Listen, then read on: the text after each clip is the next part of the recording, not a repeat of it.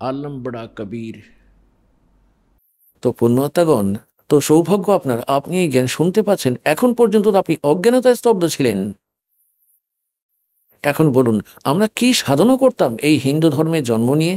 এই কালের ঋষি মহর্ষিরা, আচার্য ও শঙ্করাচার্যদের দেওয়া অজ্ঞতার ভিত্তিতে আমরা কি পুজো করতাম আপনারা সবাই জানেন। এই দাসও সেই ভুক্তভোগী।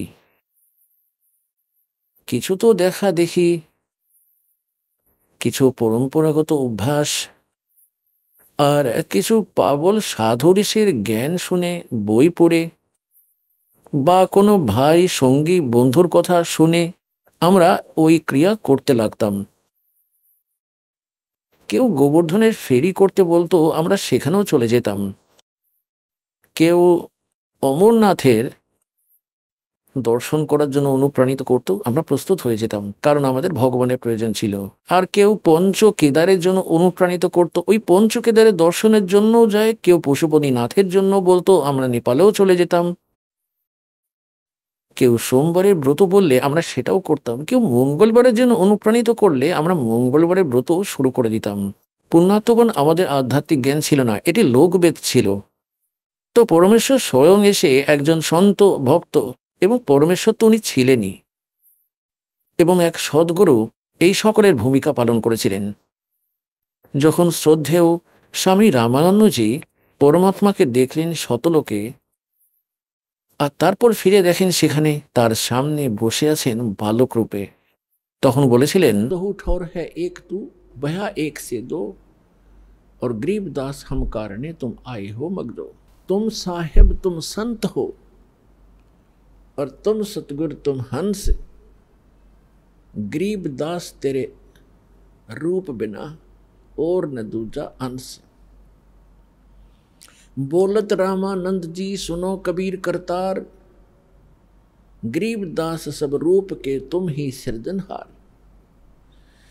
मैं भक्त मुक्त भया, और भरम कर्म कियो नाश। गरीब दास निज ब्रह्म तुम, मुझे हो गया दृढ़ विश्वास। তো পরমাত্মার বিষয়ে বলেছেন স্বামীজি, স্বামী রামানন্দজি, कि तुम साहेब। সাহেব মানে পরমাত্মা। যেমন আপনাকে ডেফিনেশন অফ গড শুনিয়েছিলাম প্রথম দিন। तुम साहेब। সাহেব মানে পরমাত্মা, সর্বশ্রেষ্ঠ প্রভু। এমনিতে সাহেব আমরা সকলের সাথেই লাগাই, যেমন তহসিলদার সাহেব, এসডিএম সাহেব, ডেপুটি কমিশনার সাহেব, কমিশনার সাহেব, মন্ত্রী সাহেব এবং প্রধানমন্ত্রী সাহেব, মুখ্যমন্ত্রী সাহেব, এরা সবাই সাহেব। কিন্তু ইনফ্যাক্ট যখন সাহেব জিজ্ঞেস করবেন যে সুপ্রিম কে, তো প্রধানমন্ত্রী এবং তারপর মাননীয় রাষ্ট্রপতি, ইনি আমাদের সাহেব, প্রকৃত সাহেব। একইভাবে এই অন্য দেবতারা যারা আছেন, শ্রী ব্রহ্মা, শ্রী বিষ্ণু, শ্রী শিবজি, এনার একটি বিভাগের, একটি ব্রহ্মাণ্ডের ভেতরে অনলি। যেমন কোনো রাজ্যের মন্ত্রী, আর আমরা তাকে প্রধানমন্ত্রীর সংজ্ঞা দিয়ে থাকি, তার উপমা দিয়ে থাকি, তো এটা আমাদের অজ্ঞতার প্রতীক, এটা সত্য নয়। তো এখানে কি বলছেন, तुम साहेब तुम संत हो, तुम सतगुरु तुम हंस।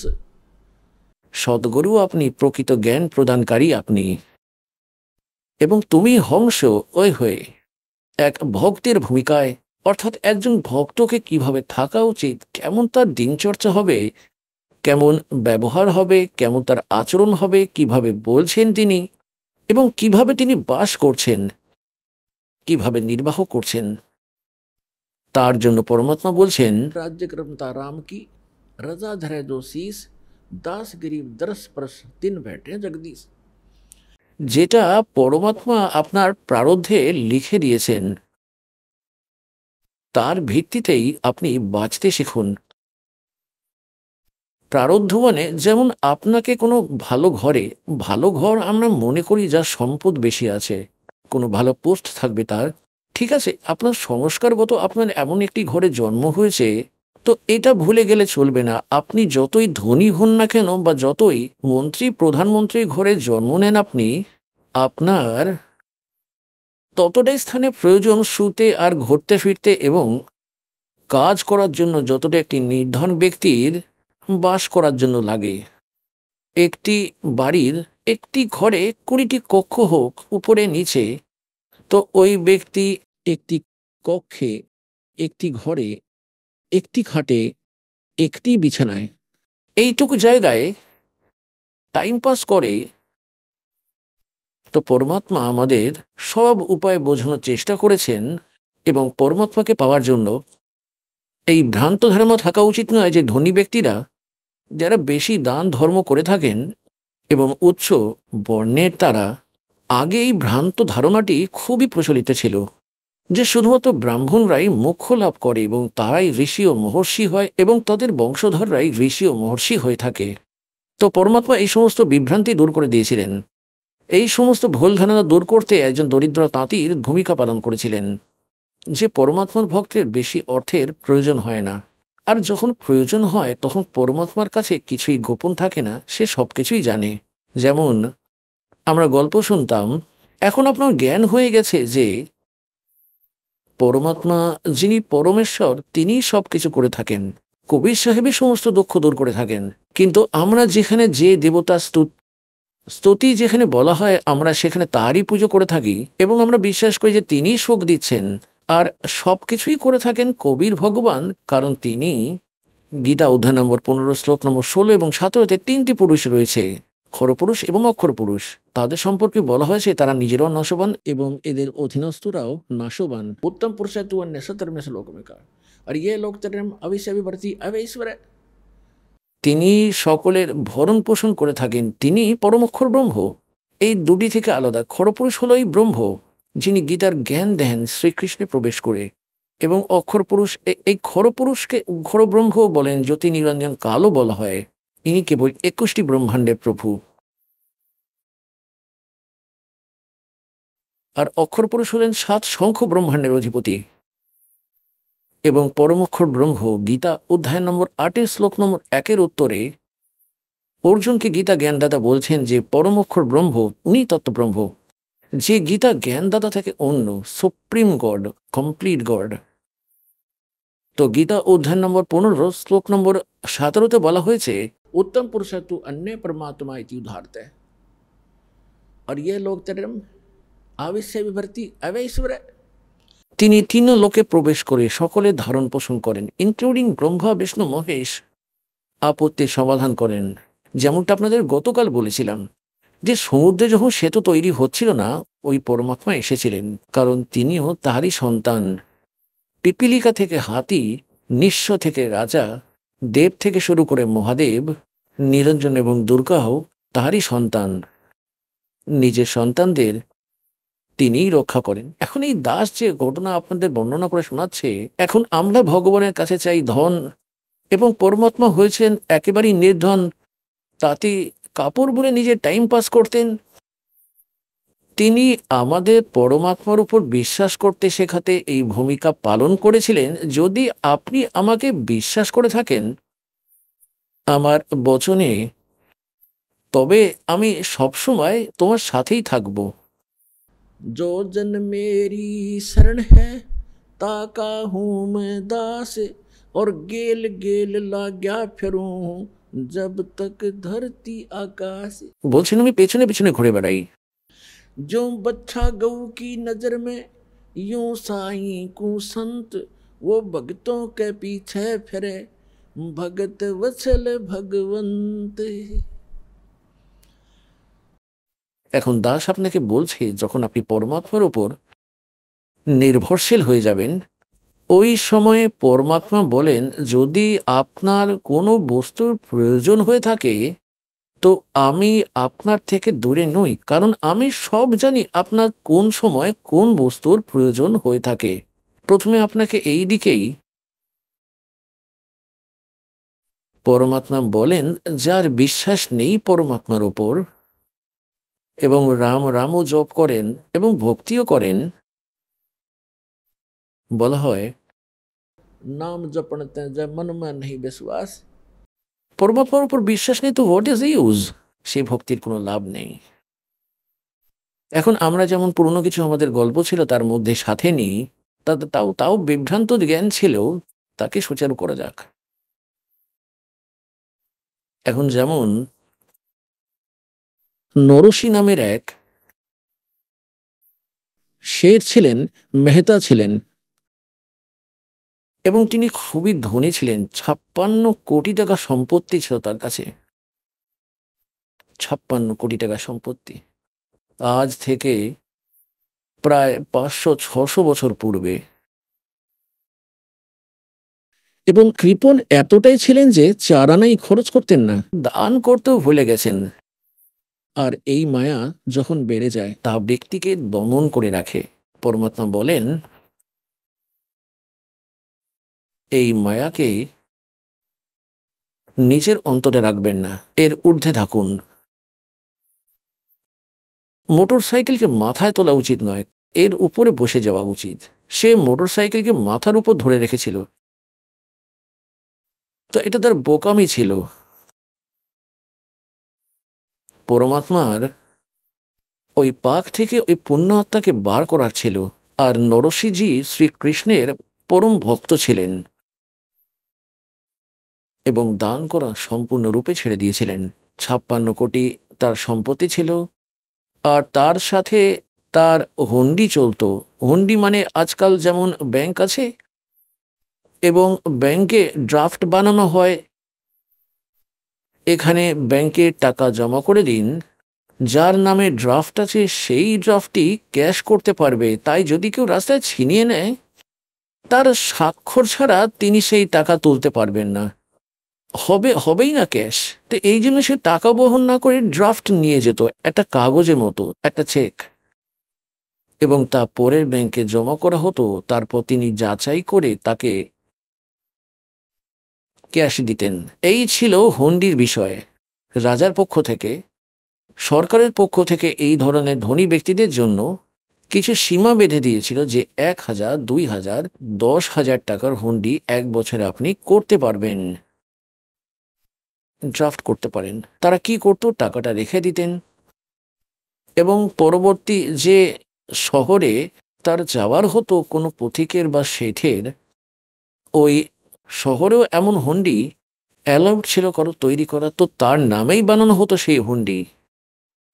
এবং তাদের উভয়ের নিজেদের মধ্যে প্রমাণপত্র থাকতো, তার সমস্ত নথিপত্র দ্বিতীয় জনের কাছে থাকতো যে এটি সত্যি স্বীকৃতিপ্রাপ্ত হুন্ডি প্রস্তুতকারক। তো এমনই তাদের মধ্যেও তিনি একজন ছিলেন, ধনীদের মধ্যে। তার স্ত্রী কিছু বেশি ধার্মিক ছিলেন। তিনি বললেন যে সকল ব্যক্তি শহর ও গ্রামের গঙ্গায় স্নান করতে যাচ্ছে, গঙ্গার ঘাটে আমিও যেতে চাই, কিছু টাকা দাও আমায়। সে বলতে লাগলো, টাকা দিয়ে কি করবে, চলো আমিও সঙ্গে যাচ্ছি। সে ভাবলো এ বেশি খরচা করবে, আমি একটু দিয়ে ম্যানেজ করে দেব। পায়ে হাঁটি নিয়ে গেল সেখান থেকে গঙ্গা ঘাট পর্যন্ত। আর যখন স্নান করতে লাগলো, সেখানে ব্রাহ্মণ বিপ্র চলে আসলো আর বলতে লাগলো যে হে মহাত্মা, স্নান করবে, প্রথমে কিছু দান দাও, তারপর তোমাদের স্নান সফল হবে। এখন এমনই তার কাছে এসে গেলেন পরমাত্মা নিজেকে একজন বিপ্র রূপ ধারণ করে, আর বললেন, শেঠজি দান করুন, কিছু দান করো, তবেই আপনার স্নানে লাভ হবে, না হলে স্নান করে কি লাভ। সে বলল যে দান আমরা আনিনি, খরচা করার মতো নিয়ে এসেছি, দান পরে করব, টাকা আনতে ভুলে গেছি। তার স্ত্রী বলতে লাগলো, একটু কিছু দিয়ে দাও এই ব্রাহ্মণকে, কেন এমন অন্যায় করছো তুমি। সে বলল, চুপ থাকো, বেশি কথা বলো না, চুপ। স্নান করা শুরু করলো। পণ্ডিতজি আবার বললেন যে ভাই, শুধু জলে ঝাঁপ দিলেই যথেষ্ট নয়, কিছু দান ধ্যান করো শেঠজি। সে ভাবলো এ আরো অপমানজনক।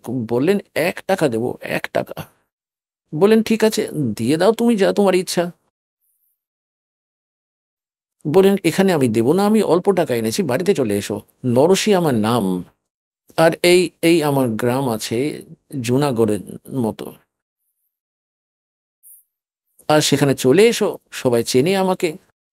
বললেন, ঠিক আছে, প্রতিশ্রুতি কি নিশ্চিত? একদম নিশ্চিত। বললেন, ঠিক আছে।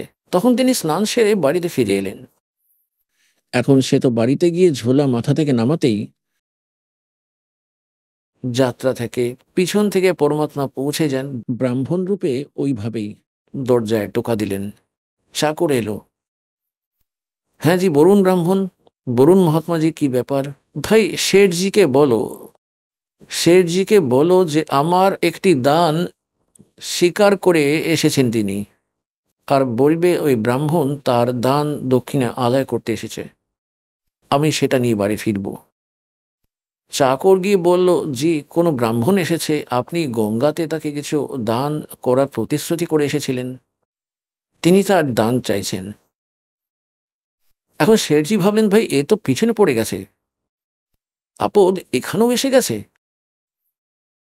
সে কি ভাবলো যে আজ সে এখান থেকে 1 টাকা চাইতে এসেছে, কাল সে এসে 2 টাকা চাইবে, তারপর সে 100 টাকা এভাবেই পিছনে পড়বে। এ তো একটি ভালো উপায় খুঁজে পেয়েছে সে।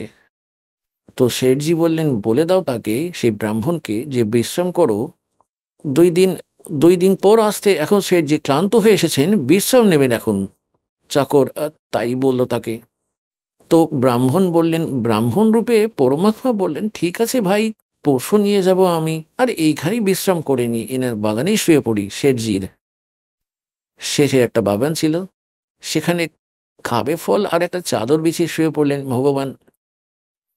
এখন শেঠজিকে বলা হলো, শেঠজি জিজ্ঞেস করলেন, চলে গেছেন? না জি, সে তো সামনে শুয়ে রয়েছে, বাগানে শুয়ে আছে সে। এখন যখন 3য় দিন হলো, আবার গিয়ে দরজায় টোকা দিলেন, ভাই বলো শেঠজিকে আমার দান দক্ষিণা দিয়ে দিতে, আমার আরো অনেক কাজ রয়েছে। এখন শেঠজি বললেন, গিয়ে বলো যে শেঠজি মারা গেছেন, মৃত্যুপ্রাপ্ত করেছেন। এবার চাকর গিয়ে বলল যে আমাদের শেঠজি মারা গিয়েছেন ব্রাহ্মণ, আমরা খুবই দুঃখী, আপনি যান।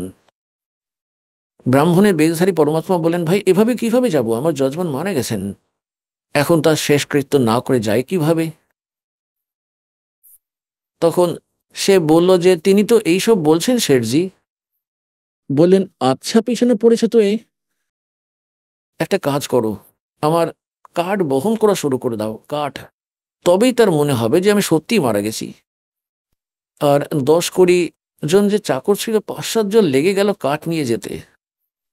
এখন শহরের শেঠ মারা গেলে পুরো গ্রাম একত্রিত হয়ে যায়। হ্যাঁ, এতটাও ভাবেনি সেই বোকা। সে 3-4 জন চাকর কাঠ বহন করে। তারপর সে জিজ্ঞেস করলো যে কি করব, কি হয়েছে, যে তিনি তো এখানেই দাঁড়িয়ে আছেন, কোনো সমস্যা নেই, শেষকৃত্য সম্পন্ন হন তবেই যাব। বলেন, আমার শরীর তুলে নাও আমাকে মৃতদেহের মতো, যেমন মৃতদেহকে বহন করা হয়। তা নিয়ে যেতে শুরু করলো। ভগবানও উঠে নিলেন কাঁধে, কি কর কাঠ এত মোটা, তার কাঁধে তুলে নিলেন সেটি। চলো ভাই, শেঠজিকে চিতায় তুলে তবেই যাব। এবারে চিতার উপর রেখে দিলেন। যেই আগুন লাগাতে গেলেন, বললেন আগুন লাগিও না। তিনি বললেন, ভুল করেও কিন্তু কোন রকম ভাবে আগুন জ্বালিয়ে ফেলো না। তো পরমাত্মা বললেন, ভাই শেঠজি, তুমি জিতলে আমি হারলাম, আর তোমাকে মরতে হবে না, আত্মহত্যা করতে হবে না সামান্য 1 টাকার জন্য। চলো, আমি ক্ষমা করে দিয়েছি 1 টাকা, আমি চলে যাচ্ছি। জি হ্যাঁ সত্যি? বলে হ্যাঁ সত্যি। তারপর উঠে বসে শেঠজি সেই চিতা থেকে সব কাঠ উঠিয়ে নিল। বলেন, সব কাঠ উঠিয়ে নাও, একটুকু এখানে ছাড়বে না। এখন পুণ্যাত্মাগণ এটাই স্বাভাবিক যে মায়া যার কাছে বেশি হয়ে যায়, সে তার উপরই বসে যায়, আর এত কৃপণ হয়ে যায় সেই ব্যক্তি, তার কোনো হুঁশই থাকে না, এতটাই নেশাগ্রস্ত হয়ে পড়ে সে। এখন শেঠজি ভাবলেন ব্যাপারটা মিটাই আছে, ফালা কেটে গেছে, গেছে সে অকম্মা। পরের দিন তিনি অনেক লম্বা দূরে কোথাও ঘুরতে গেলেন, কারণ বেশ কয়েকদিন তিনি ঘরে বদ্ধ হয়েছিলেন।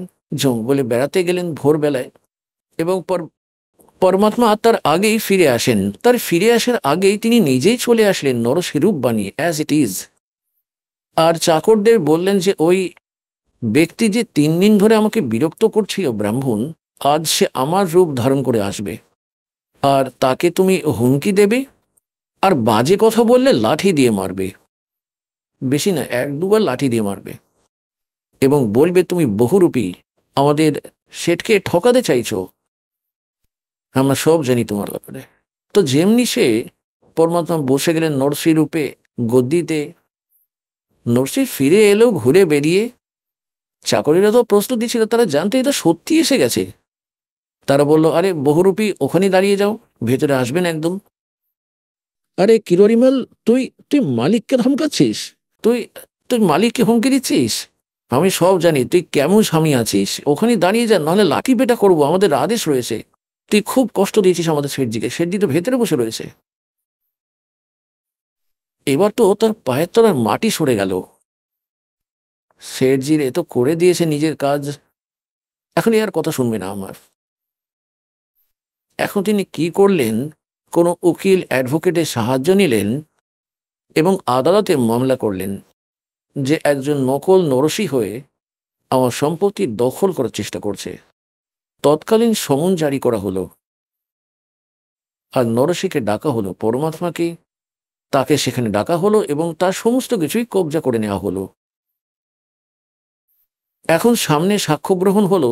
যখন বিচারক জিজ্ঞেস করলেন যে ভাই, যে আসল বলছে নিজেকে, যে অরিজিনাল ছিল, তাকে জিজ্ঞেস করলেন এই বহিতে কোনো এমন প্রমাণ বলুন, পড়ে আমাকে বলুন, যা আমরা যাচাই করব আপনি সতী নরসি, আপনি মালিক।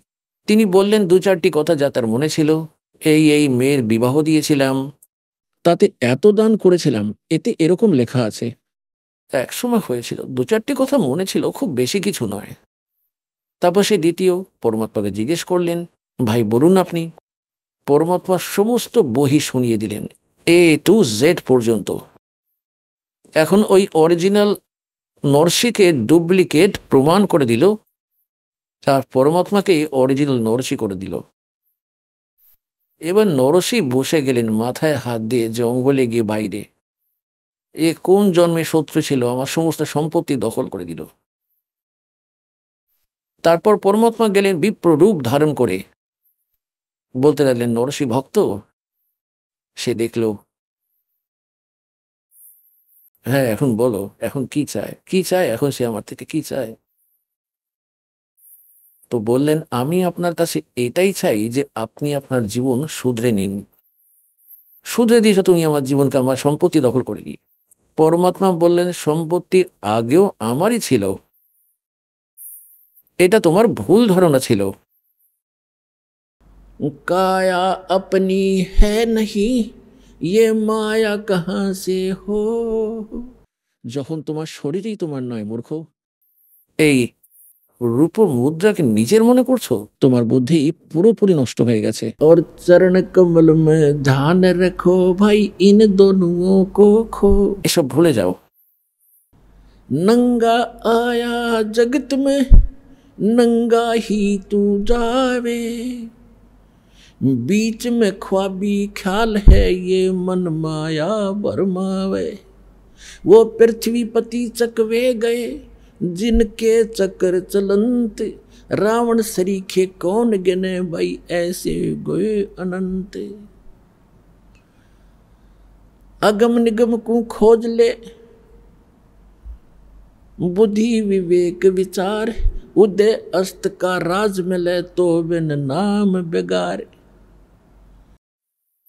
তখন পরমাত্মা বললেন, একটাই শর্তে তোমাকে তোমার সবকিছু ফিরিয়ে দিতে পারি। বলো বলো, কি শর্ত তোমার, বলো। যে আপনি এটা দান করে দিন, এটা আপনার জন্য অত্যন্ত বিপজ্জনক প্রমাণিত হবে। আপনি তো কুষ্ঠ সংগ্রহ করেছেন, আরে আপনার সন্তান নেই, একটা মেয়ে ছিল তারও বিয়ে হয়ে গেছে। মহাশয় কি করবেন এই ধন দিয়ে? আপনার মৃত্যুর পর তারা আপনার অধিকার বন্টন করবে, এই খুঁড়তো জ্যাঠতো ভাইয়েরা, আর আপনি হবেন গাধা। এই ধরনের টাকা এইভাবে বাড়ে না, আপনি 2কে 20 করেছেন। আমি আপনার ভালোর জন্যই বলছি ভাই। অনেকক্ষণ সৎসঙ্গ শোনালেন পরমাত্মা, বুদ্ধি সঠিক কাজ করলো। পরমাত্মা বললেন, যদি আপনি এটা দান করেন তবেই আমি আপনাকে এটা দেব, না হলে ভেবে নিন এটা আপনার গেল। আর দান করলে আপনার পাপ কাটবে, কিছু লাভ হবে আপনার। সে বুঝতে পারলো তারপর যে আপনি যা বলবেন আমি তাই করব। বলতে লাগবেন, যা তাহলে। সে ফিরে আসলো। এখন নরসির মধ্যে ঝগড়া ছিল, তিনি অরিজিনাল নরসি পাঠিয়ে দিলেন, যা ভাই দান করো। তিনি সেই দিন থেকে ভান্ডার শুরু করে দিলেন, গরিবদের মধ্যে বিতরণ করলেন, সাধু সন্তদের দিকে পাঠান, আর 56 কোটি টাকা সম্পত্তি সম্পূর্ণভাবে দান করে আর বসে গেলেন বনিতে কুড়ে ঘর খাটিয়ে। স্বামী স্ত্রী দুজনেই। তার স্ত্রী খুবই ধার্মিক ছিলেন, সবকিছুতে সমর্থন করতেন তিনি। ঠিক আছে, পাপ কেটে গেছে, আমরা কি করার আছে, ভক্তি করব বসে। হ্যাঁ, এতদিন কষ্টে থাকতেন তারা। সারা রাত হিসেব করতেন তারা বসে বসে। ঠিক হয়েছে, পাপ কেটে গেছে। এখন পরমাত্মা এমন করুণা করলেন, এখন তার যে হুন্ডি চলতো সে নির্ধন হয়ে পড়েছে, হুন্ডি বাতিল করে দিয়েছে সরকার। আর আগে তার অনেক খ্যাতি ছিল, তো 4 ভক্ত এসে গেল, তারা দ্বারকা যেতে চায়, দ্বারকার দর্শন করতে। দ্বারকায় যাওয়ার ছিল, জগন্নাথের ওপারে দ্বারকায়, যেখানে কবির সাহেব। দ্বারকায় যেতে হতো যেমন আজকাল মানুষ যায় ভ্রমিত হয়ে ভগবান, সেখানে থাকতেন দ্বারকায়। দ্বারকা তো সমুদ্রে, যদিও বাইরে কিছু এরকম মন্দির তৈরি হয়ে আছে আলাদা করে, দ্বারকা তো শেষ হয়ে গেছে, তবুও সেখানে যায় দর্শনার্থীরা। তো তারা আসে সেই নগরীতে যেখানে নরসি থাকতেন। আর জিজ্ঞেস করলেন, ভাই নরসিজির বাড়ি কোনটা, প্রাসাদ কোথায়, হুন্ডি বানাতে হবে আমাদের। তো লোকে কৌতুক করে বলে যে তিনি তো আজকাল বাইরে সন্ন্যাস নিয়ে নিয়েছেন তিনি, আর ধনবান 1 নম্বরের তিনি শেঠ আছেন, কিন্তু আজকাল তিনি খুব ন্যাকামি করেন। 1-2 বার মানা করবেন আপনাদের, অস্বীকার করবেন হুন্ডি বানানোর জন্য, কিন্তু আপনি শক্ত হলে তবেই বানাবে। তারা খোঁজ নিয়ে কুটিরে পৌঁছে যান, যেখানে সেই স্বামী স্ত্রী দুজনে বসেছিলেন নগরীর বাইরে। ওই সাধু ভক্তরা বললেন, শেঠজি এই 500 টাকা নিন রূপোর, আমাদের হুন্ডি বানিয়ে দিন দ্বারকার কোনো শেঠের নামে, যাকে আপনি চেনেন, হুন্ডি বানিয়ে দিন।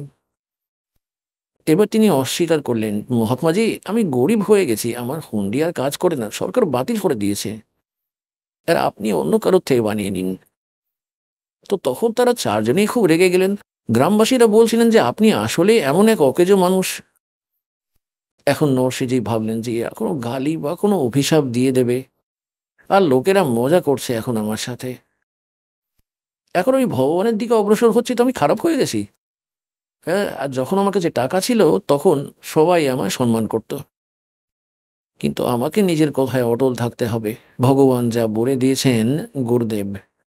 এখন তিনি গুরুরূপে মানতে লাগলেন সেই বিপ্রকে। আমি তার উপরই অটল থাকবো। তো তিনি ভাবলেন, এনারা কিছু বলবেন কুকথা। আমাকে অভিশাপ আবার না দিয়ে দেয়, এদের ভ্রমিত করে রেখেছে, আমার কথায় মানবে না তারা। তো তিনি কাগজ চাইলেন, যে একটা কাগজ আনো তো। তারা কাগজ নিয়ে আসলেন গ্রাম থেকে, তার উপর লিখে দিলেন, কারণ তারা শ্রীকৃষ্ণের পূজারী ছিলেন এবং সাবরীয় ভক্তও ছিলেন, সাবরীয় ভগবান বলা হয় কৃষ্ণকে। তার উপরে লিখে দিলেন, সাওয়াল সাহা, সাওয়াল শেঠ, দ্বারকাপুরী, আমি আপনার 500 টাকা নিয়ে নিয়েছি এই ভক্তদের থেকে, আপনি 500 দিয়ে দিন, আমি হুন্ডি বানাচ্ছি নরসি ভক্ত। শেঠ নয়, নরসি ভক্ত লিখে দিলেন। এবার তারা 4 জনে পৌঁছে গেলেন সেই কাগজ নিয়ে। পুরো দ্বারকার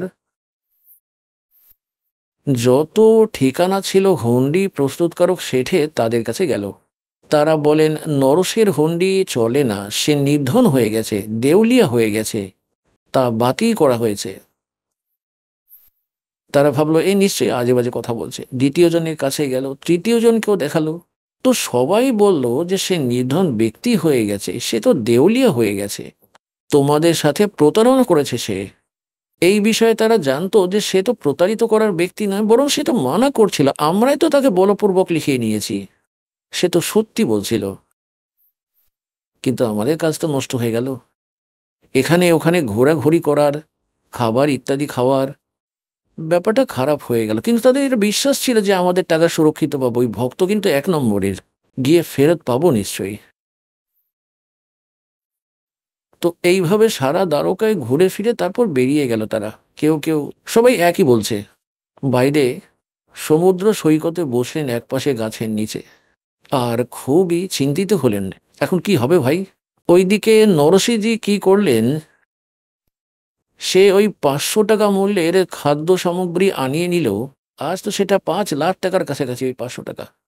আর আনিয়ে নিয়ে সমস্ত চাল, ঘি, দুধ, ক্ষীর বানিয়ে ওই লাড্ডু জিলিপি তৈরি করে তারা ভান্ডারা করে দিলেন সাধু সন্তদের ডেকে, ওই রুটি ফুটি বানিয়ে।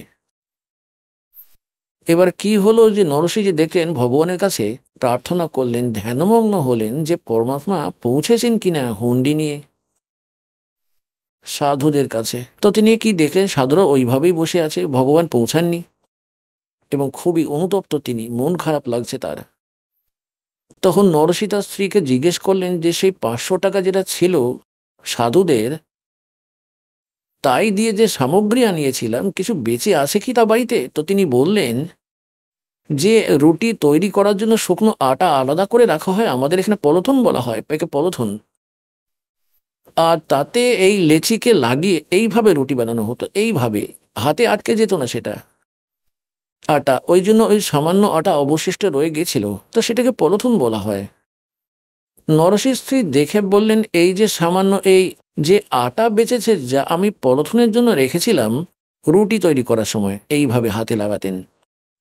নরসিজি বললেন যে একে জলে হাত লাগিয়ে এই 4টি রুটি তৈরি করে দাও।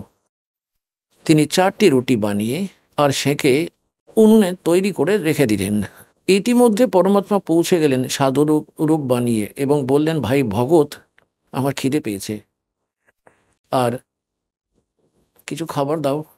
সাথে সাথে এলো 4টি রুটি নিয়ে, যে এই নাও মহারাজ, ভোজন খেয়ে নাও।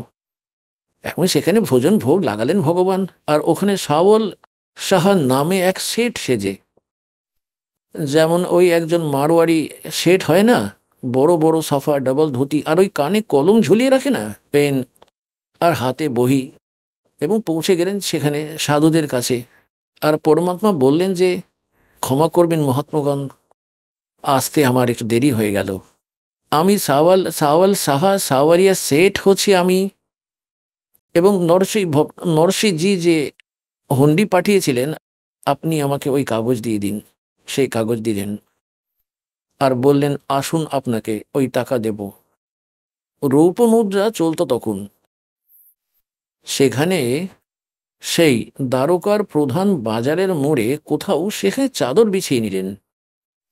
যারা ঠাট্টা করছিল ওই দ্বারকার শেঠ, সেই ভক্তদের নিয়ে মজা করছিল, খিল্লি উড়াচ্ছিল, তাদের মুখ বন্ধ করার জন্য দ্বারকার বাজার চত্বরে বললেন যে এখানে চাদর বিছিয়ে দাও, আর নিজের পুরো ব্যাগটি ভর্তি করলেন, ব্যাগটি সেটা রাখলেন, আর বললেন, ভরে নাও ভাই মহাত্মারা, 1 2 3, এইভাবে জোরে জোরে আওয়াজ করে গণনা করলেন, জোরে জোরে আওয়াজ করে। চারিদিকে লোক জড়ো হয়ে গেল, দেখতে লাগলো সেটরা। 500 টাকা গুনে গুনে দিলেন, রূপোর একদম বিশুদ্ধ নতুন, যেন আজই তৈরি করা হয়েছে সেই বলেও। আর বললেন, ভাই নরসিজিকে বলবেন যে তার চাকর উপস্থিত থাকবে, চাই কোটি টাকা দিলেও দাসকে আপনি সামনেই পাবেন। বলো সদ্গুরুদেব কি।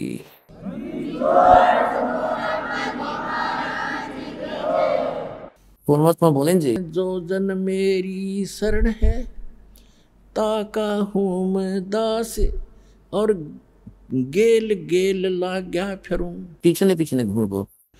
जब तक धरती आकाश, जो बच्छा गऊ की नजर में, यूं साईं को संत, भक्तों के पीछे फिरे वो भक्त वत्सल भगवंत। এখন তারপর কি হলো? গরিবদাসজি পরমাত্মা কবিরজি সম্পর্কে বলছেন যে नरसी जी की हुंडी दीनी, वह सावल सा कहाया, द्योती का ब्याह भया तब भात भरण को आया। এখন পুণ্যাত্মারা দেখুন, এমনিতে আমাদের এই প্রথা, এই ঐতিহ্য খুবই ভুল, যা আমরা বানিয়ে রেখেছিলাম, এখন একে আমরা মিনিমাইজ করব।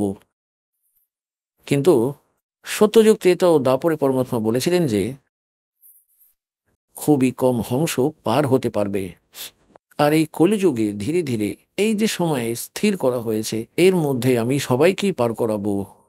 আর পার হওয়ার পদ্ধতি তিনি বলেছেন, তা দাস আপনাকে বলবে এক্ষুনি। কিন্তু দাস আপনাকে বারবার বলে চলে যে এই যে কাল ভগবান, যিনি 21টি ব্রহ্মাণ্ডের কর্তা, ইনি খরপুরুষ, একে খর ব্রহ্ম বলা হয়, একে ব্রহ্ম বলা শুরু করে।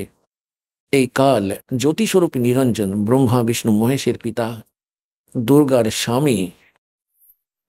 এই চায় যে এখানকার প্রাণীরা পরমাত্মা সম্পর্কে অজ্ঞ হয়ে থাকে, ভুল সাধনা করে, ভগবানের প্রতি বিশ্বাস হারিয়ে যায় এবং নাস্তিক হয়ে যায়। যখন এরা নাস্তিক হয়ে যাবে তখন শুনবেই না ভগবানের কথা। এবং পরমাত্মার আশা ছিল 5500 বছর যখন কেটে যাবে, নিজে আসেনি, তো দাসকে পাঠিয়ে দিলেন ওই জ্ঞান দেওয়ার জন্য। তো এর আগে তার নীতি এটাই ছিল যে সবাইকে এমন নাস্তিক বানিয়ে দেব যে তারা ভগবান থেকে দূরে সরে যাবে। আর পরমাত্মা চান যে এই কলিযুগের মধ্য প্রজন্ম পর্যন্ত পরমাত্মার বিশ্বাস ভক্তি বজায় থাকুক। আজ পর্যন্ত আমরা দেখুন নরসিংহীর মতো মহাপুরুষের উদাহরণ ও প্রশংসা করে আসছেন যত প্রচারক আছে, আর যে কারণে আমাদের বিশ্বাস বজায় আছে যে ভগবান এরকম করেন। কিন্তু না তো তার প্রচারকদের কখনো এরকম হয়েছে, না তার উপাসকদের কখনো এরকম ঘটেছে। কিন্তু তার কারণেই আমরা দৃঢ়ভাবে দাঁড়িয়ে আছি যে ভগবান এমনটাই করেন। এমনটা হয়েছে সেই জন্যই তো গুণগান হচ্ছে। এখন যেটা হলো, একদিন তার মেয়ের বিয়ে হয়েছিল, বিবাহিত ছিল, তার মেয়ে যুবতী হয়ে গেছে, তার বিয়ে হয়ে গেল। তার বিয়ের জন্য মেয়েটি এসেছে নিমন্ত্রণ দিতে, মানে তার বাবাকে এমনি রীতি তো বানিয়ে রেখেছি আমরা। তো এসব প্রথা ভালো নয়, তবু ভগবানকে দুঃখ পেতে হলো, এর জন্য অনেক কিছুই করতে হয়েছে। এবার তার মেয়ে আসলো, এসে তার বাবাকে বলল, বাবা আপনার নাতনির বিয়ে হচ্ছে, এই দিন বৌভাত আছে, আপনি আসবেন। তখন তিনি বললেন, मैं निर्धन कंगाल बेटी, ना मेरे पास दाम। ধনও নেই, তবে আমি আসবো নিশ্চয়ই, সমীরণ করব রামের। যেমনই কাঙাল হই না আমি, অবশ্যই আসবো তোমার দ্বারে। মেয়েটি চলে গেল। যেমন তার প্রতিফলে তাকে কিছু দেওয়া হয়, মেয়েকে বৌভাতে নেমন্তন্ন করতে গেলে কিছুই দিলেন না। এইটা দেখে তার মেয়ের শাশুড়ি অনেক অনেক অভিযোগ করেন, মেয়েটিকে খুব বাজে কথা বললেন, তিনি সর্বনাশ করে দিয়েছেন, সব সম্পত্তি বিলিয়ে দিয়েছেন, কামাল হয়ে বসে আছেন, আমাদের অপমান করা হয়েছে, কখনো আমাদের সম্মান চরমে ছিল। এবার মেয়েটি কি বলবে, বেচারি মনে কষ্ট চেপে রেখে অশ্রু ঝরতে লাগলো, বসে গেল একপাশে গিয়ে। এখন নরসে চিন্তায় পড়ে গেলেন, সেখানে পৌঁছাবো কি করে, কে আমার সঙ্গী হবে। যদি তিনি শেঠ হতেন আর ভাত এসে যেত, তার সাথে যাওয়ার জন্য শত শত একত্রিত হয়ে যেত শহর ও গ্রামের মানুষ, আর সেদিন কেউ আসেনি। তার কাছে কিছু অন্ধ সূরদাস আসতেন, নরসিংহীর কুড়ে ঘরে বসে সৎসঙ্গ করতেন, আলোচনা করতেন, তারপর তারা চলে যেতেন। তাদের মধ্যে একজন শিক্ষণ নামে জ্ঞানী পুরুষ ছিলেন সূরদাসদের মধ্যে। তিনি বললেন, আজ নরসিংহী আপনার কণ্ঠে কোনো রকম আমেজ নেই, সেই কোনো চিন্তা টেনশন রয়েছে। তিনি বললেন, অমুক মেয়ে এসেছিল এবং নাতনির বিয়ের কথা হচ্ছে, এবং এই চিন্তা হচ্ছে আমার। তিনি বলতে শুরু করলেন। ওই শিক্ষণ সূরদাস অন্ধ বললেন যে, ভাই ভগবানের উপর ভরসা রাখুন, চিন্তা করবেন না, আমরা আপনার সাথে যাব। বলে, নগরের কেউ সাথ দেবে না। তারা বললেন, আমরা যাব তোমার সঙ্গে। তারা মোট 16 জন ছিল। বললেন, যাব আপনার সঙ্গে, চিন্তা করবেন না, কোনো ব্যাপার না, দেখা যাবে সেখানে ভগবান কি চায়, সম্মান হোক বা অসম্মান, তবে মেয়ের দ্বারে অবশ্যই গিয়ে দাঁড়াবো নিশ্চয়ই। তো সেখানে যাতায়াতের জন্য আগে গরুর গাড়ি ছিল, এখন গরুর গাড়ি তো তার কাছে নেই। গ্রাম থেকে চেয়ে আনলেন কেউ, এমন একটা বলদ এনে দিল যা বাড়ি থেকে চাওয়া জিনিস এমনি ধার দিত, যা বাড়ি থেকে রিজেক্টেড হয়। কারোর থেকে একটি সার চাইলেন, কারোর থেকে আরেকটি, উনি এমনি দিয়ে দিলেন কাজ চালানোর মতো তাদের অকেজে সার। আর গরুর গাড়ি ছিল খারাপ, সে বলল, নিয়ে যাও শেঠ এটা। এবার শেঠ ওই ষাঁড় দুটোকে জোড়া বানিয়ে ওই গাড়িটি নিয়ে নিল। 16 জন সূরদাস বসে গেল, ওনার বন্ধু। এখন গাড়ি চলে না, কারণ বলদ তো ঠিক করে চলতেই পারে না, না তিনি চালাতে পারছেন, চালকও কখনো ছিলেন না গরুর গাড়ির, এবং গাড়িটি এমনি হেলতে দুলতে চলছিল ধীর গতিতে। এই গতিতে তো 10 দিনেও পৌঁছানো যেত না, তাই না? আর বিয়েটা ছিল তৃতীয় দিনে। এখন তারা শ্রীকৃষ্ণের উপাসক ছিলেন, ওই সূরদাস ও নরসিংহ শ্রীকৃষ্ণজিকে প্রার্থনা করতে করতেই তারা সেই পথেই চলছিলেন। সেই পরমাত্মা স্বয়ং এলেন একজন কারিগরের রূপ ধারণ করে, আর তাকে বলতে লাগলেন যে, ভাই নরসিংহ শেঠ, আমিও সেই গ্রামে যাব যে গ্রামে তাদের যাওয়ার ছিল। তারা গ্রামের আগের একটা নাম বলে দিলেন নরসিংহীর, আর বললেন, আমাকেও বসিয়ে নাও তোমাদের গাড়িতে, আমিও যাব তোমাদের সাথে। নরসিংজি বললেন, অবশ্যই বসতে পারেন গাড়িতে, তবে আমার মনে হচ্ছে রাস্তাতেই থেমে যাবে। গাড়ি খুব খারাপ, অচল অবস্থায় আছে। তা তিনি বললেন, আমি একজন মেকানিক, আপনি একবার নিচে নামুন, আমি এটিকে ঠিকঠাক করে নেব, তারপর চালাবো।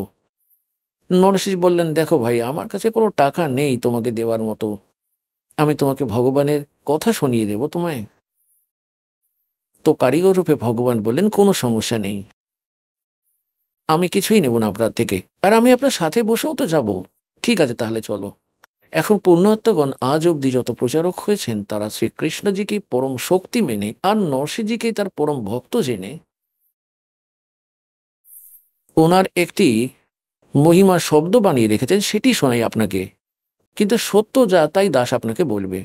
এখন উনি কিভাবে বলেছেন, তার নিজের মাতৃভাষায়, হরিয়ানবি ভাষায় তা বানানো রয়েছে। गाड़ी आले मने बैठा ले, एक बहो गाड़ी थाम भाई मैं हार लिया। गाड़ी आले मने बैठा ले, एक बहो गाड़ी थाम भाई मैं हार लिया। এখন পরমাত্মা দাঁড়িয়ে আছেন একজন কারিগরের রূপে, সমস্ত যন্ত্র এবং হাতিয়ার নিয়ে, উপকরণ আর এমনকি কড়া তো কাটাকুটি করার জন্য নিয়ে রেখেছেন। আর কি বলছেন দেখি, এবার শুনি। गाड़ी आले मने बैठा ले, एक बहो गाड़ी थाम भाई मैं हार लिया। नरसी जी जब न्यो बोले, या गाड़ी मेरी पुरानी है, प्रभु जी फिर न्यो बोले, भाई के मेरे तछानी है। प्रभु जी फिर न्यो बोले, क्या मेरे तछानी है, नाम कृष्णम जात का खाती, ये जानू सारा काम भाई मैं हार लिया। गाड़ी आले मने बैठा ले, एक बहो गाड़ी थाम भाई मैं हार लिया।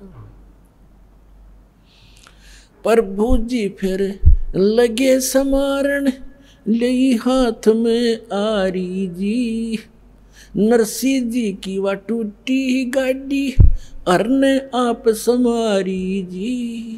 प्रभु जी जब लगे संवारण, ले हाथ में आरी जी, नरसी जी की वा टूटी गाड़ी, अरने आप समारी जी। नरसी बोला मैं शब्द सुना दूं, ना देने को दाम भाई मैं हार लिया। गाड़ी वाले मने बैठा ले, एक बहो गाड़ी थाम भाई मैं हार लिया। 16 सूरदास बैठे गाड़ी में, रटे राम की माला जी। 16 सूरदास बैठे गाड़ी में, वो रटे राम की माला जी।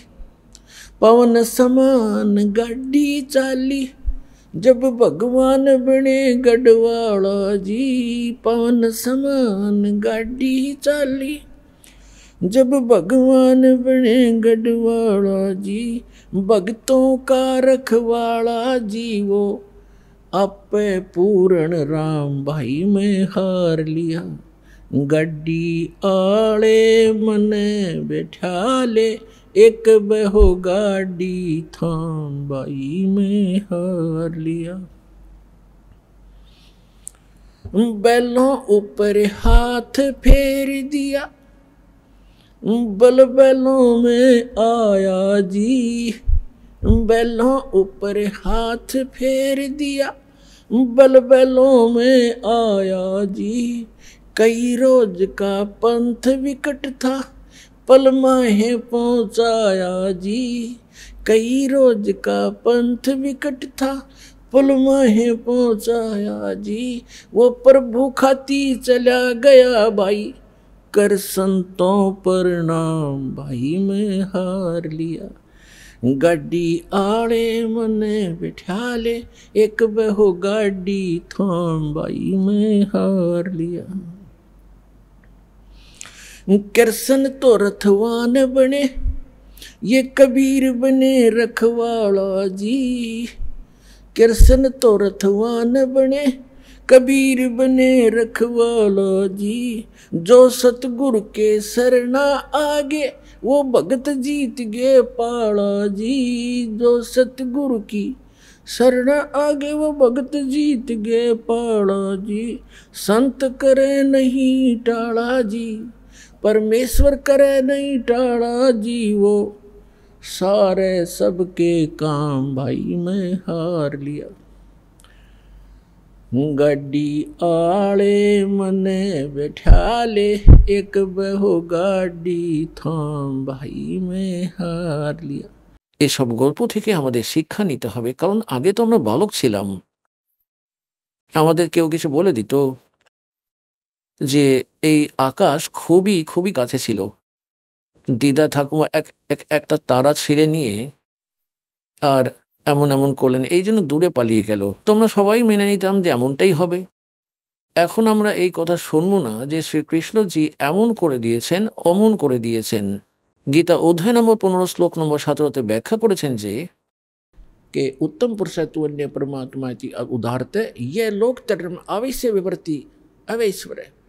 যিনি সকলের ভরণ পোষণ করেন, সকলের কেয়ার টেক করেন, তিন লোকে সকলের তিনি একই মালিক। তিনি সব তার ভক্তকে দিয়ে পূর্ণ করান, তারপর তার ভিত্তিতে স্বয়ং এটাকে সাহায্য করেন। তো বলার অর্থ এটাই হলো যে নরসিংহজি যখন এই কথা বললেন, নরসিংহজি বললেন গাড়িতে আমার একেবারেই পুরনো, একেবারেই লড়ঝড়ে হয়ে আছে, একেবারেই চলছে না একেবারেই।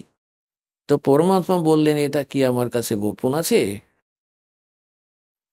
এখন কি তোমার দুঃখ আমার কাছে লুকিয়ে আছে? আমাকে কি বলতে চাইছিস ভগৎ? আমি জানি, তাই আমি এসেছি। তো পুণ্যাত্মগণ, যখন আমরা ভগবানের উপর নির্ভরশীল হব, কিন্তু আমাদের এত সাহস নেই যে আমরা এখানে এতটা স্যাক্রিফাইস করতে পারি। কিন্তু পরমাত্মা অন্য পথ তৈরি করেছেন যাতে আপনি লেগে থাকুন,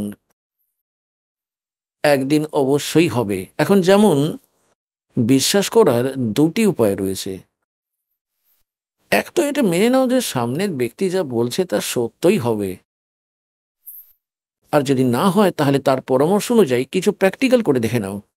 তো সেটাই কথা, যে সেই সত্য অবশ্যই উঠে আসবে। যেমন একজন কৃষক ছিল, আর সে তার ফসল একজন ব্যবসায়ীর কাছে বিক্রি করে আসতো বাজারে গিয়ে, আর তার এজেন্ট ছিল একজন পাক্কা, সে আর অন্য কোথাও যেত না। একদিন কি হলো, যখন সে ফসল নিয়ে গেল 2-3 মাস 4-6 মাস পরে সে জানতে পারলো যে শেঠের দোকান বন্ধ রয়েছে। জিজ্ঞাসা করে কারণ জানতে পারলো যে সে দেউলিয়া হয়ে গেছে, তিনি এখন কমিশন এজেন্ট আর নেই। তো সে তার বন্ধু হয়ে গিয়েছিল খুব ভালো। তো সে তার কাছে যায়, তাকে কিছু টাকাও দেওয়ার ছিল, তার কাছ থেকে ঋণ নিয়ে যেত ওই কৃষক। তার বাড়িতে গেল শেঠের, তাকে জিজ্ঞেস করলো। শেঠ বললেন, ভাই খুব খারাপ অবস্থা হয়ে গেছে, আমার লোকসান হয়ে গেছে, একটি ব্যবসায় আমার ব্যাপক, আর আমি দেউলিয়া হয়ে গিয়েছি, জীবিকা নির্বাহনও কঠিন হয়ে পড়েছে। তুমি কোনো পথ দেখাও বন্ধু। এখন কৃষক তো তার নিজের পদ্ধতিই জানতো, সেই প্রসিডিওর। বলতে লাগলো, ভাই আমি আমার কৃষিকার্যের কথাই তো তোমায় শুধু বলতে পারি, আপনাকে আমি সাহায্য করব যতটুকু আমি করতে পারি। আপনি সেখানে চাষবাস করুন, আমাদের গ্রামে চলুন, আপনাকে কিছু চুক্তিতে কিছু নিজের জমি আমি এমনি দিয়ে দেব, তাতে আপনি চাষ করবেন, বীজও আমি ধারে পাইয়ে দেব। उसको उसको জমি সেচ করা ব্যক্তিদের আমি মানা করে দেবো, 2-4 মাস আপনার কাছ থেকে টাকা নেবে না, আর নিজের কাজ করে নেবেন। সে ভাবলো, চল ভাই ঠিক আছে, যেহেতু এতটা সমর্থন করছে। তিনি চলে গেলেন কৃষকের সাথে। এবার কৃষক বলল, এই 10 একর জমি রয়েছে, একে প্রথমে হাল দিয়ে বয়ে দিন, এর ঘাস চলে যাবে। তাতে ঘাস ছিল, তো সে একজন হালিকে নিয়োগ করে তাকে দিয়ে হাল চালিয়ে নিলেন। এখন কয়েকদিন পর আবার তাতে ঘাস হয়ে গেল। তো কৃষক বলল, আর একবার তাতে হাল চালিয়ে দাও। তাকে বহুবার বইতে হয়। কিছুটা ক্ষেত্র এইরকমই রয়েছে। তারপর সময় এলেই আবার সেখানে বৃষ্টি হলো। বৃষ্টি হলে বলল, এবার এতে আপনি বীজ রোপণ করে দিন, গম বপন করুন। গমের বীজ দিলেন তাকে, বা বাজরার বীজ দিলেন। এখন সে তো লালাজি ছিলেন, প্রতিদিন 200-400 টাকা করে তিনি নিতেন, গ্রাম থেকে ওঠাতেন তিনি। আর সেখানে 4 আনাও আসছে না, রোজ খরচা হচ্ছে, তিনি প্রতিদিনই লিখে নিচ্ছেন। হাল বইতে নিল 5 টাকা, দ্বিতীয়বার নিল 5 টাকা, তৃতীয়বার নিল 5 টাকা, 15 টাকা তো খরচাই হয়ে গেল। আর আমদানি ইনকামেরও কোনো আশা নেই। যখন তিনি গম বপন করলেন তখন তিনি গমের দামও লিখলেন, 50 টাকার বীজ, গমের দামও লিখে নিলেন। ঋণ ছিল, দিতে তো হতোই তাকে। সে ভাবলো সমস্যা হয়ে গেল, ভাই আসছে তো কিছুই না, উল্টে চলেই যাচ্ছে। তারপর দেখলেন গম বপনের পর কি দেখলেন খেতে, সারা মাঠে ঘাস গজিয়েছে। তিনি প্রক্রিয়া সম্পর্কে জানতেনই না, তাতে শুধু গম গম জন্মেছে, সবটা সবুজ হয়ে উঠেছে একেবারেই। আর সে কপালে হাত দিয়ে বসে আছে। সে এটা ভেবেছিল তাতে আবার ঘাস গজিয়েছে, বন্ধুটি বলবে এতে আবার হাল বইয়ে দাও। তো কৃষকও ঘুরতে ফিরতে চলে গেল তার বন্ধুর চাষাবাদ দেখতে, যে দেখি কেমন হয়েছে দেখতে। খুবই খুবই ভালো লাগছিল। তো সে জিজ্ঞেস করলো, ভাই কেমন আছেন শেঠজি, এত কেন চিন্তিত আপনি? বলতে লাগলেন, ভাই বন্ধু আমি তো ফিরে যাব আমার বাড়িতে। কেন? বললেন এতে আবার ঘাস গজিয়েছে, তুমি বলবে আবার বইয়ে দাও, 5 টাকা আবার লেগে যাবে। তখন সে হাসলো তার বন্ধু, যে এমন কথা নয়, এখন বলবো না আর বইতে আপনাকে। এখন এবার তো সব ফসল জন্মেছে, এগুলোতে সব ফসল আছে, গম হবে।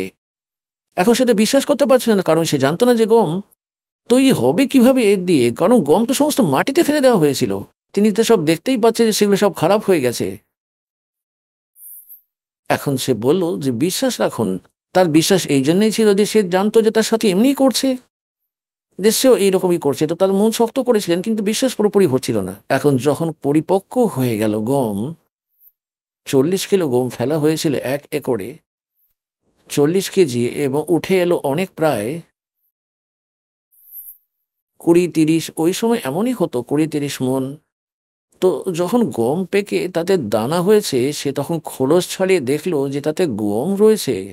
ও হো হো হো, তারপর তার বিশ্বাস হলো যে সত্যি যা বন্ধু বলছিল, আর তা সবই সত্য হলো। তো পুণ্যাত্মাগণ, একইভাবে এই যে জ্ঞান আপনারা প্রথমবার শুনছেন, এবং এই ভগবানের বিষয়েও আপনি প্রথমবার শুনছেন, প্রথমেই মনে করেছে এখন যিনি জ্ঞান নিচ্ছেন, এখান থেকে উপদেশ নিচ্ছেন, তা প্রথম বলেই মনে করা হয়। সুতরাং যা দাস আপনাকে বলছে, দাস ওই একই কাজই করেছে যা আপনাকে বোঝাচ্ছি, বলছি, এবং আপনার সাথীদের ওই একই লাভই হয়েছে। তা আপনারা দেখে এই জ্ঞানকে আধার বানিয়ে এটা করবেন, একদিন দেখবেন বিশ্বাস নিজে থেকেই হয়ে যাবে একেবারেই। তো এইভাবেই আমরা যে সাধনা করতাম তা একেবারেই ভুল ছিল। এখন যেমন আজকাল খুব মর্মান্তিক একটা ঘটনা ঘটে রয়েছে, আত্মা কাঁদছে, সেই ভাই বোনেদের মৃত্যুতে শোকাহত হয়ে রয়েছে তারা।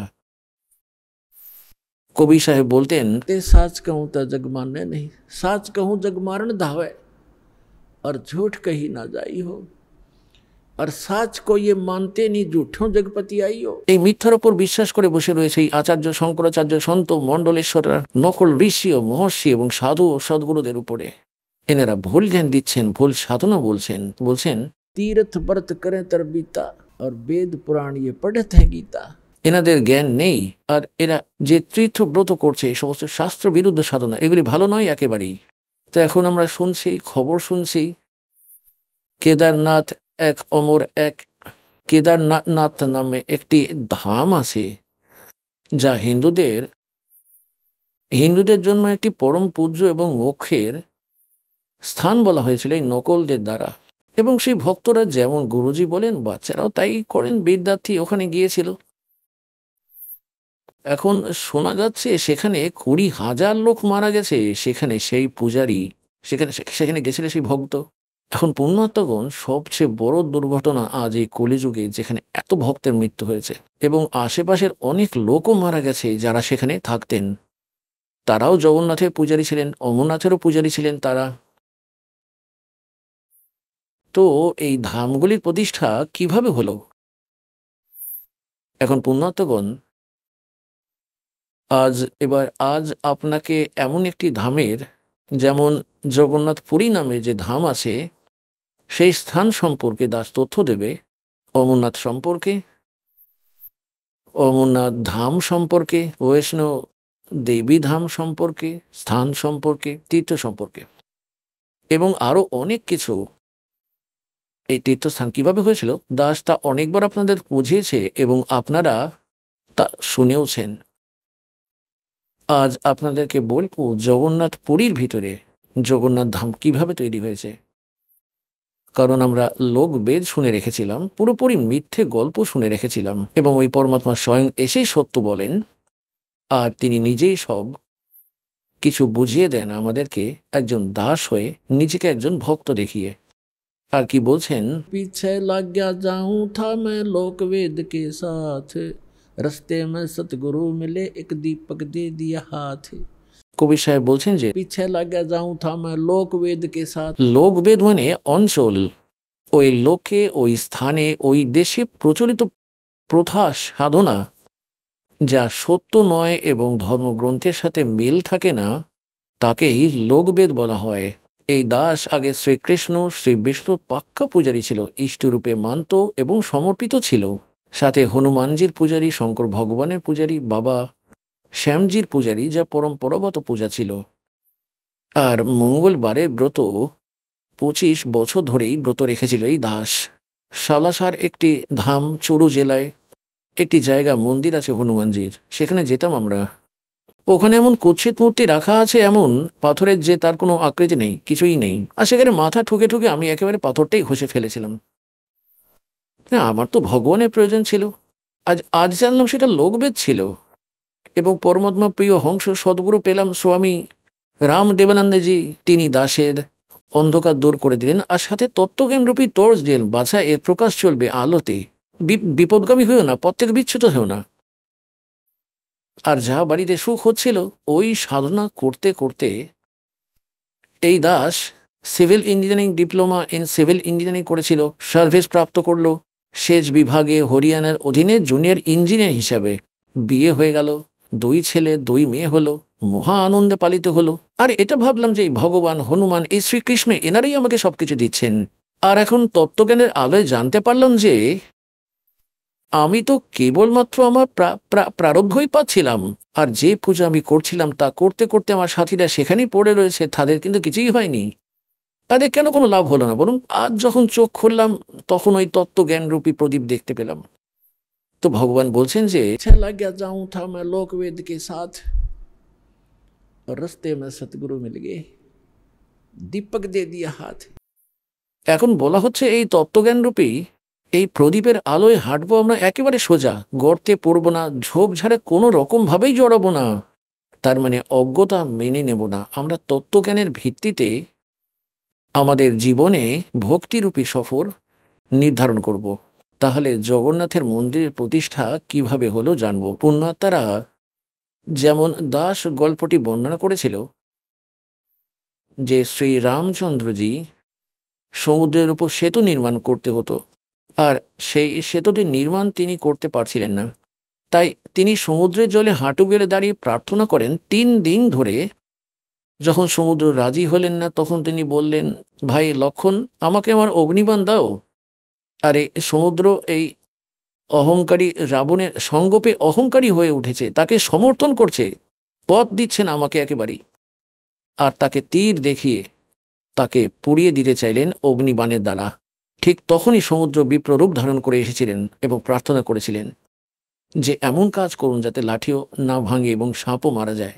আপনার সেনাবাহিনীতে নল ও নীল নামে 2 জন সৈনিক রয়েছে, তাদের হাতে এই ক্ষমতা আছে, তাদের হাত থেকে পাথর ভেসে যাবে, আপনি তাই করুন, কিন্তু আমাকে ভস্ম করবেন না। তখন নল নীলের হাতে ক্ষমতা ছিল, কিন্তু সেদিন তারাও গর্বে ভরে গিয়েছিল। ওই ক্ষমতা পরমাত্মা মনীন্দ্রজি দিয়েছিলেন, কবির সাহেব দিয়েছিলেন। ওই শক্তি দুর্বল হয়ে পড়েছিল, ক্ষীণ হয়ে গেছিল।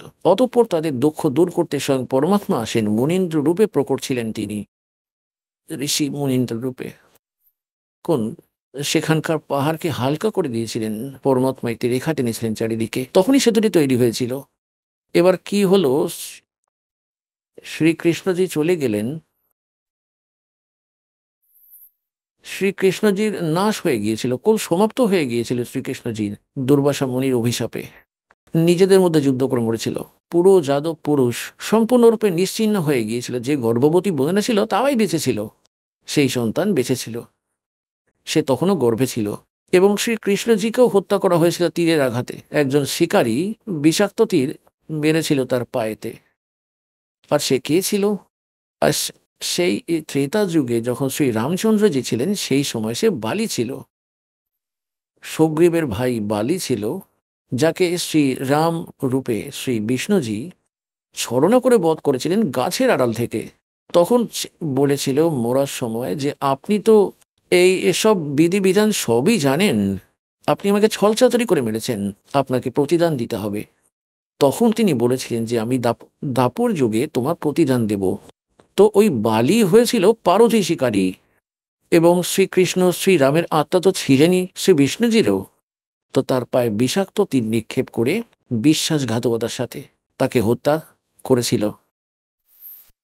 এরপর সেই শহরটি একেবারে জনশূন্য হয়ে পড়েছিল, আর সেখানে যাদবদের যত স্ত্রী ছিল তাদের নিয়ে অর্জুন ইন্দ্রপ্রস্থে চলে আসেন। পথে কিছু ভিল লুটপাট করেছিল, কিছু তাদের গহনাও লুট করেছিল। সে অনেক লম্বা গল্প, এ আর এক ঘটনা রয়েছে। আর একদিন উড়িষ্যায় অবস্থিত ইন্দ্রদমন নামে এক রাজা ছিলেন। তিনি ভগবান শ্রীকৃষ্ণের উপাসক ছিলেন এবং পরম ভক্ত ছিলেন। স্বপ্নে শ্রীকৃষ্ণজি তাকে দর্শন দিলেন আর বললেন, ইন্দ্রদমন, একটি মন্দির তৈরি করো আর জগন্নাথ নাম রেখে দিও তার। আর খেয়াল রাখবে এতে যেন কোনো মূর্তি না থাকে, এতে কোনো ভণ্ডামি পূজা যেন না হয়। আর তার ভিতরে একজন বিপ্র রেখে দেবে, ব্রাহ্মণ পণ্ডিত। সে তার ভেতরে শ্রীমদ্ ভগবদ্ গীতার পাঠ করবে, ধর্মগ্রন্থের উপর ভিত্তি করে জ্ঞান প্রদান করতে থাকবে। কোনো ভণ্ডামি পুজো করবে না, তাতে কোনো মূর্তি স্থাপন করবে না কিন্তু। এবং তিনি নিজে গিয়ে স্বপ্নে ইন্দ্রদমনকে নিয়ে গিয়ে সেই স্থান দেখালেন যা সমুদ্রের তীরে পাহাড়ের উপরে ছিল। ছোট একটা পাহাড় আছে, এখানে নির্মাণ করবে। এবার এই বলে শ্রীকৃষ্ণজি চলে গেলেন। ইন্দ্রদমন ঘুম থেকে উঠলেন, তার খুশির সীমা ছিল না। সে নিজের স্ত্রীকে বলল, জানো, আমি আজ স্বপ্নে পরমাত্মাকে দেখেছি। পুরো ঘটনা বোঝালেন আর বললেন, ভগবান বলেছেন আমাকে একটা মন্দির তৈরি করতে হবে, এবং সেই জায়গাটাও আমাকে দেখিয়েছে যে এখানে তৈরি করবে আর জগন্নাথ নাম রাখবে। এতে যেন কোনো মূর্তি রেখো না, পাখণ্ড পূজাও হতে দেবে না, কোনো বিপ্র রেখে দেবে, সে ভগবানের কথা শোনাবে। তার স্ত্রী খুবই ধার্মিক ছিলেন, তিনি খুবই খুশি হলেন। ওহো, আমাদের তো ভাগ্য জেগে উঠল। এখন আবার ভগবানও বলেছেন তোমার কাছে সব সম্পদ আছে, ধন আছে, অনেক টাকা আছে, তাহলে শুরু করে দাও। তাই ইন্দ্রদমন অনেক কারিগরকে ডেকে পাঠালেন, তাদের দিয়ে ম্যাপ তৈরি করালেন এবং গিয়ে বললেন, সেখানে ভগবান এসেছিলেন। সেখানে ঘোরাঘুরি করতে করতে বললেন যে তিনি এই জায়গায় একটি মন্দির তৈরি করতে বলেছিলেন। এখন কারিগররা তো ভিত্তি স্থাপন করতে শুরু করে দিলেন এবং মন্দির বানিয়ে প্রস্তুত করে দিলেন। এখন যেমনই মন্দির তৈরি হলো, পরের দিন পূজা করার ছিল, তো তখন সেই দিনই প্রচন্ড ঝড় উঠল, ভয়ঙ্কর, যাকে বলা হয় ঘূর্ণিঝড়। এটি বহুবার আসে উড়িষ্যায় এবং প্রচুর প্রচুর ধ্বংস ঘটিয়ে যায়, ভেঙে ভেঙে দেয় বহুতল বহুতল মন্দির এবং ঘরবাড়ি সবকিছুকে। এমন একটি ঝড় উঠল 40 ফুট উঁচু, প্রচন্ড গতিতে এরকম ঘুরতে থাকে এবং মন্দিরটিকে ধ্বংস করে দিল, সব নিশ্চিহ্ন করে দিল। দ্বিতীয়বার আবার তৈরি করলো, দ্বিতীয়বারও একই ঘটনা ঘটলো, এইরকম পরিস্থিতি তৈরি হলো। তৃতীয়বার আবার বানালেন, এইভাবেই চতুর্থবার আবার তৈরি করলেন, কারণ আদেশ ছিল ভগবানের।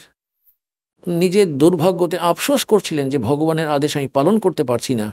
বলার উদ্দেশ্য এটাই যে কোষাগারও কিন্তু খালি হয়ে গেছে। আর 4-5 বার কিন্তু সমুদ্র এমনই ঘটনা ঘটিয়েছে। রাজা খুব চিন্তিত হলেন যে ভগবান একটি সেবা দিয়েছিলেন, কিন্তু আমি নিজ তা করতে সক্ষম নই, এটা দুর্ভাগ্য আমার। কি মুখ দেখাবো ভগবানকে? তার লোকে গিয়ে তার স্ত্রী বলতে লাগলেন যে চিন্তা করবেন না, আমার কাছে আমার গয়না রাখা আছে অনেক, আমি কি করব? আপনি এত চিন্তা করছেন এবং ভগবান আমাকে দিয়েছেন, তা দিয়ে শুরু করুন আপনি। তো তিনি তার সব গয়না ইত্যাদি বিক্রি করে আবার শুরু করে দিলেন। এখন যেমনই তিনি বানাতে লাগলেন, মন্দির তৈরি হচ্ছিল, ইতিমধ্যে গোরখনাথজি চলে আসেন। কারণ তিনি তাকে চিনতে পারেননি। ভগবান কবিরজি বললেন যে তিনি গোরখনাথ, একজন সিদ্ধ পুরুষ ছিলেন।